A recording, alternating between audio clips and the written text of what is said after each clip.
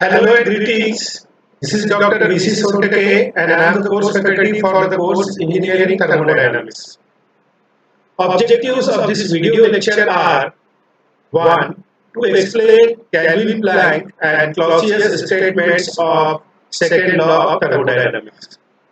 2. To explain the reversed heat engine, refrigerator and heat pump and their coefficient of performance. 3. To prove the equivalence of Kelvin-Planck and Clausius statements of second law of thermodynamics. And last 4. To define and explain PMM2, that is perpetual motion machine of the second kind. So let us start our discussion with second law of thermodynamics. There are two parallel statements of second law of thermodynamics. First one is called as Kelvin-Planck statement and second one is called as Clausius statement. So let us try to define the Kelvin-Planck statement of second law of thermodynamics. The statement of Kelvin-Planck goes like this. It is impossible for any device that operates on a cycle to receive heat from a single reservoir and produce a net amount of work. What does it mean? It means a heat engine must exchange heat with low temperature reservoir, that is sink, as well as with a high temperature source to keep operating and to produce net work output. So if a heat engine intends to produce net amount of work, it has to exchange heat with the source as well as sink. So if it is exchanging heat with only one reservoir, for example with the source, and receiving heat from that source and converting the entire amount of heat into work without rejecting any heat to the sink, it would not be possible for that engine. So Kelvin-Planck statement says that such engine is not possible, or it is not possible for any engine to produce net work output by exchanging heat with a single reservoir. Let us further explain this. What will be the implication of this statement? Thermal efficiency of heat engine, eta thermal is equal to 1 minus QL over QH, where QL is heat rejected by the engine to the sink. So in this expression, if QL is equal to 0, then eta thermal will be equal to 1. So second law claims that no heat engine can 100% efficient. See here, if I put QL is equal to 0, eta thermal efficiency of heat engine will be 1. But Kelvin-Planck statement implies that it is for any device to operate between a single reservoir and produce net amount of work. It is not possible for that device at all. So from this expression, I can say that second law of Kelvin-Planck statement of second law says that no efficiency of any heat engine cannot be 100%. What does it mean? Hence, QL must be greater than 0. The heat engine has to reject some amount of heat to the sink as well. And hence, thermal efficiency of any heat engine is always less than 1. It cannot be 100% efficient. So that is the implication of Kelvin-Planck statement. So no heat engine can have a thermal efficiency of 100%. It has to reject heat to the environment or sink as well to keep operating itself. Now violation of Kelvin-Planck statement. So let's say there is a cyclic heat engine. It is operating between a single thermal energy reservoir source and temperature TH. It is receiving QH amount of heat from this source and converting this entire amount of heat into work, that is W net is equal to QH, and it is not rejecting any heat to the sink. So there is no interaction of this heat engine with the sink at all. So such engine is actually violating the Kelvin-Planck statement. So a heat engine that violates the Kelvin-Planck statement of the second law cannot be built. So this engine is practically not possible to build. A heat engine that violates the Kelvin-Planck statement of the second law, that is, produces net work output by exchanging heat with only single reservoir, for example source, is called as perpetual motion machine of the second kind. So this engine will be PMM2 because it is violating Kelvin-Planck statement. PMM2 is actually a hypothetical machine. It is not possible in real practice. The second law of thermodynamics and its Clausius statement. So Clausius statement goes like this: it is impossible to construct a device that operates in a cycle and produces no effect other than the transfer of heat from a low temperature body to a high temperature body. So Clausius statement is stating that any machine or device cannot transfer energy from low temperature body to a high temperature body without a work input. Similarly, heat transfer will not take place on its own from body at a low temperature to body at a high temperature. If you want to transfer the heat in this direction, some amount of work has to be done by the particular machine or that device. So that is actually the simple explanation of Clausius statement. To date, no experiment has been conducted that contradicts the second law, and this should be taken as a sufficient proof of its validity. Both the Kelvin-Planck and Clausius statements are negative statements, and hence they cannot be proved. Both are negating some fact, and hence they cannot be proved. Now, violation of the Clausius statement. So there exists a device which is absorbing heat QL from the sink and supplying heat QH to the source without consuming any work input. So such device, here this device is called as a refrigerator, which we are going to explain further. So this refrigerator is absorbing heat from the low temperature thermal energy reservoir sink and supplying heat to the source without consuming any work input, and it is violating the Clausius statement, and hence such a refrigerator or device is not possible because it is violating Clausius statement of second law of thermodynamics. Now let us discuss a very important concept of reversed heat engine. What do you mean by reversed heat engine?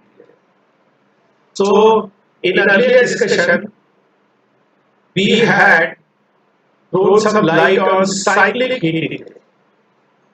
Cyclic heat engine is a device which is operating between source and sink. Source is always at higher temperature and sink always at lower temperature. This cyclic heat engine receives heat QH from the source, converts some part of that heat QH received by the cyclic heat engine into net work output, and rejecting the QL amount of heat that is not converted to work to the sink.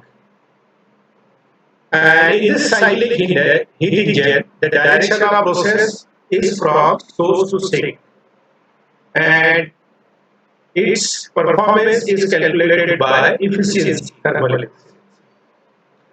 Now, contrary to this cyclic heat engine, there is a reverse heat exchanger. So reverse heat engine is also operating between source and sink at temperature TH and TL respectively, and TH is greater than TL in the similar manner. So what does this reverse heat engine do? It receives heat fuel from the sink and supplies heat UH to the source. And for that it is consuming some work input W. So in case of reverse heat engine, the direction of flow is from low temperature sink to high temperature source. And it is just reversed of cyclic heat engine. And performance of this reverse heat engine is calculated using the term called as coefficient of performance. Okay. So very important concept. So refrigerator and heat pumps, these are two devices which are basically nothing but reverse heat. Now let us explain very two important devices in terms of which second law can be best expressed and explained are refrigerators and heat pumps. So just now we have seen from the classical statement of second law of thermodynamics, heat can flow from high temperature region to low temperature region naturally or on its own. We need not to do anything. But if heat has to be transferred from low temperature region to high temperature region, it does not take place on its own. And these situation arises in case of refrigerator and heat pump. So refrigerator and heat pump like heat engine are also cyclic devices. Refrigerators and heat pumps transfer heat from a low temperature medium to a high temperature one, and this requires a work input. Because from Clausius statement, heat cannot flow from low temperature body to high temperature body on its own. Some work has to be supplied to that device. That is why refrigerator and work requires work input. So it is in some sense opposite to that of cyclic heat, because they are nothing but reverse heat. So refrigerator and heat pumps are based on reverse heat. And refrigerator and heat pumps operate on the same cycle, essentially the same device. However, they differ in their objective only. We can take same device to work as a refrigerator, to work as a heat pump. It depends on which type of heat transfer or heat detection we are interested in. Whether we want to remove the heat from the sink, or whether we want to supply heat to the source. So let us first define the refrigerator. A refrigerator is a device which, when operating in a cycle, maintains the temperature of the body lower than that of its atmosphere or surrounding. So this is a typical refrigerator, and it is nothing but reverse heat engine. Objective of this refrigerator is to remove heat fuel from the cold space and transfer this heat to its hot surrounding atmosphere. So in case of refrigerator, the desired effect is to remove heat fuel from the cold refrigerated space and maintain the temperature of the cold space TL less than TH. This is a typical refrigerator. What is the objective of this refrigerator? It removes the heat fuel in order to maintain this cold refrigerated space at a temperature TL, and TL is less than TH. Whatever heat it removes from this cold refrigerated space, it consumes some work input and supplies that heat to its warm environment or surrounding. So this is the function of refrigerator. Now many times what happens?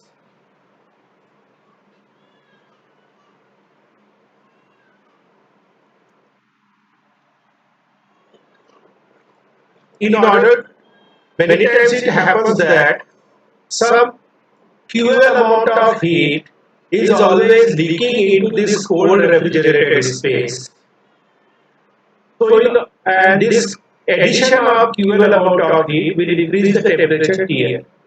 So, in order to maintain this cold refrigerated space at temperature TL, we have to remove this fuel amount of heat at the same rate at which it is leaking into.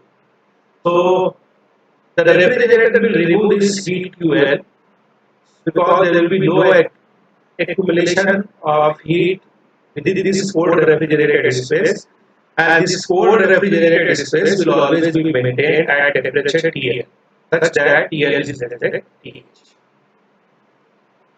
So this is a typical representation of refrigerator. Simple representation in actual practice. This is the source at temperature T1, sink at temperature T2. This is the refrigerator consuming work input. This is removing heat Q2 from sink and supplying heat Q1 to the source. Obviously, T1 is greater than T2. Now, heat pump. A heat pump is a device which, when operating in a cycle, maintains the temperature of a body higher than that of its atmosphere or surroundings. So, this is a typical heat pump. Construction-wise, you will find there is no difference between heat pump and refrigerator. It is also operating between the temperature TH and TL. Obviously, TH is greater than TL. But in case of heat pump, the sink will be cold environment and the source will be heated space. So what does this heat pump do? Objective of this heat pump is to supply heat QH to the wall space by removing heat from its cold environment and consuming work input. So what is this heat pump will do? It will remove or receive heat QL from the cold environment, will consume some work input, and will supply heat QH to the heated space or room. And this TH temperature is always more than the surrounding environment temperature. So in case of heat pump, the desired effect is to supply heat QH and maintains the temperature of heated space TL more than the TL.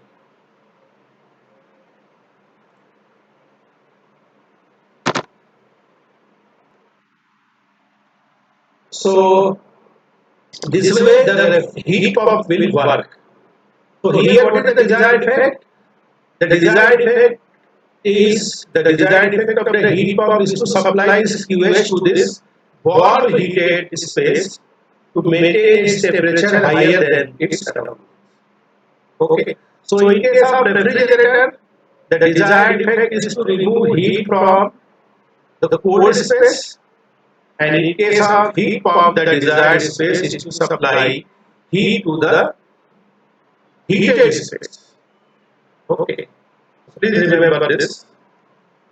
This is the simple representation of heat pump. This is the heat pump operating between source at temperature T1, sink at temperature T2. It is removing heat Q2 from the sink, consuming work input and supplying heat Q1 to the source, which is the desired effect. T1 is greater than T2.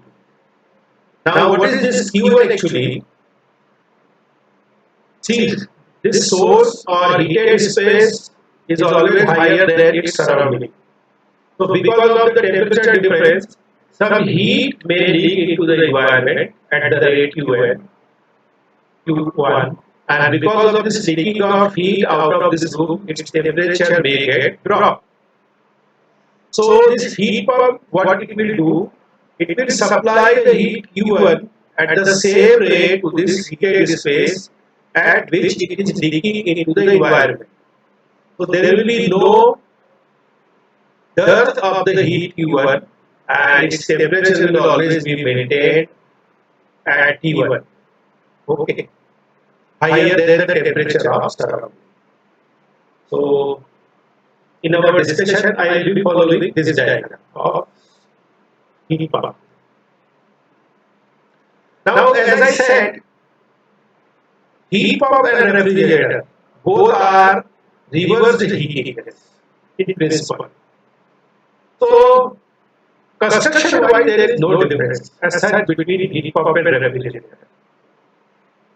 It depends whether a reverse heat engine will be refrigerator or heat pump. It depends upon which desired effect we want to create. I want to illustrate this very fact from with the help of this diagram. So let's say there is a refrigerator in kitchen, and this refrigerator is placed in such a way between or midway of this kitchen wall, such that its backside is exposed to the storeroom. Okay, and this part is exposed to the kitchen room. Okay, let's say we have opened the door of this refrigerator in working condition. So what will happen? The front portion of this refrigerator will produce cold effect, and because of this, kitchen will also get colder. Its temperature will drop. So since here this heat is removed by this refrigerator compartment, so this device will be called as a refrigerator in the kitchen side. Whatever heat that compartment has extracted is discharged through its backside to this storeroom. And because of this, temperature of this storeroom will increase and more than the surrounding temperature. Okay. So what it is doing actually, when we are considering the front portion of this refrigerator, it is maintaining the temperature of the kitchen less than the surrounding atmosphere. So it will be refrigerator. And when we are considering the backside of this refrigerator, it is adding to the storeroom, increasing its temperature more than the surrounding temperature. So here it will be called as a heat pump. So refrigerator and heat pump are basically same, and they are operating on the same cycle. Only thing, the difference in their objective. Refrigerator producing low temperature than the surrounding, and heat pump producing high temperature than the surrounding. So something is very interesting. Now let us discuss the performance of refrigerator. So there comes into picture the concept of coefficient of performance. So the performance of refrigerator and heat pump is expressed in terms of coefficient of performance. The coefficient of performance is defined as the ratio of desired effect to the work input to the device. Because reverse heat engine is a work consuming device, so we have to supply work input.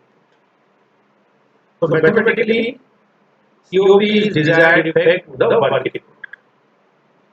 So let us define the coefficient of performance for refrigerator. As we have discussed just now, the objective of the refrigerator is to remove heat QL from the cold space at temperature TL. So COP of refrigerator, COP suffix R will be desired effect upon work input. Desired effect is to remove the heat QL to the work input. Now refrigerator operates in a cycle, and it operates in a closed cycle, and it is like a closed system. Hence, from the first law for a closed system undergoing cycle, net work transfer will be equal to net heat transfer. The net work transfer in case of refrigerator is W input, and net heat transfer is Q net is equal to QH minus QL. Okay, This is the net heat transfer. Now substituting the expression for W in terms of QH minus QL, the COP of refrigerator will become desired effect upon work input. QL over W in is equal to QL over QH minus QL. So this is the required expression for COP of refrigerator. While using this expression to calculate the COP of refrigerator, we need to substitute only magnitude of either QH or QL. Sign conventions are already taken into consideration. Now, value of COP refrigerator can be greater than unity. That is, the amount of heat removed from the refrigerator space can be greater than the amount of work input. This is something interesting. This is in contrast to the thermal efficiency, which can never be greater than 1. Now, COP of heat pump. So, the objective of heat pump is to supply heat QH to the heated space to maintain its temperature Ts higher than the surrounding temperature. So COP of heat pump, COP suffix HP will be desired effect to the work input. Desired effect is QH and work input to the heat pump is W suffix in. Now once again, heat pump operates in a closed cycle and it is also a closed system. Hence, from first law, for a closed system undergoing a cycle, summation of W is equal to summation of Q. Once again, in case of heat pump, net work transfer is W in and net heat transfer Q net, which can be given as QH minus QL. So, if we substitute the expression for W in, COP of HP will be equal to QH over W in is equal to QH over QH minus QL. So, this is the required expression for COP of heat pump. In this expression as well, we are supposed to enter QH and QL magnitude. Okay. Value of COP can be greater than 80. That is, the amount of heat supplied to the heated space can be greater than the amount of work input. This is in contrast to the thermal efficiency, which can never be greater than 1.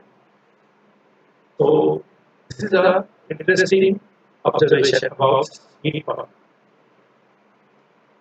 Now, relation between COP of heat pump and refrigerator. We can establish a relationship between COP of heat pump and refrigerator. So, COP of heat pump is equal to desired effect QH to the work input W. In terms of heat, QH over QH minus QH.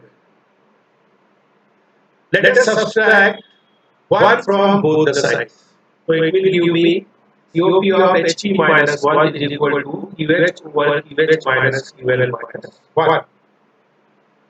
After simplifying, COP HP minus 1 is equal to right hand side will become QH minus QH plus this minus will become plus QL over QH minus QL.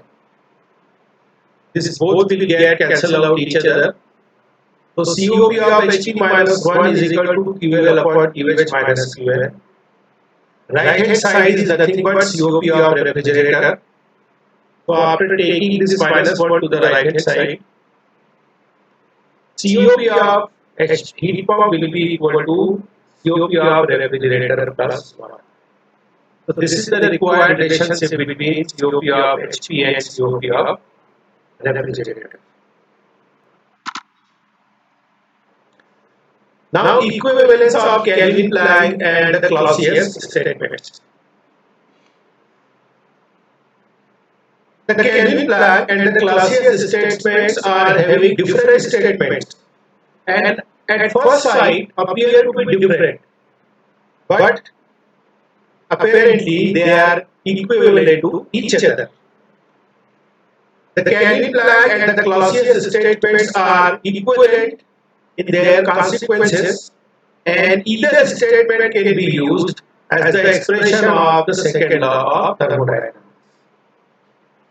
Any device that violates the Kelvin-Planck statement also violates the Clausius statement and vice versa. So let us prove the equivalence of Kelvin-Planck and the Clausius statements. So here what we will do, we will try to prove if Kelvin-Planck statement is violated, Clausius statement will be violated automatically and vice versa. So let us consider a heat pump which is operating between hot reservoir at temperature T1 and cold reservoir at temperature T2. Obviously T1 is greater than T2. This heat pump is removing heat Q2 from cold reservoir and supplying heat Q1 to the hot reservoir without consuming any work input. So the heat is being transferred by this heat pump from cold reservoir to the hot reservoir without consuming any work input, and thus this heat pump is violating Clausius statement of second law of thermodynamics. Now let us consider a heat engine which is also operating between the same hot reservoir at temperature T1 and cold reservoir at T2. This heat engine is receiving heat Qn from the hot reservoir and rejecting Q2 amount of heat to the cold reservoir at T2 and producing some work input is equal to Q1 minus Q2. Now here the heat engine, the working of heat engine is such that it receiving the heat Q1 from the hot reservoir at the same rate as it is being supplied by HP to this hot reservoir. So what will happen? Under such condition, the hot reservoir will not be required and the heat supplied by this heat pump can be directly supplied to this heat engine to produce the net work output Q1 minus Q2. But what is happening if we remove this hot reservoir? This heat engine is producing net work output by exchanging heat only with single reservoir, and thus it is violating. So hence it is violating Kelvin-Planck statement. So here we have seen violation of Clausius statement is automatically causing violation of Kelvin-Planck statement.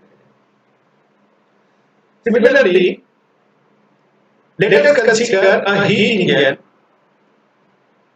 which is operating between a hot reservoir at temperature T1.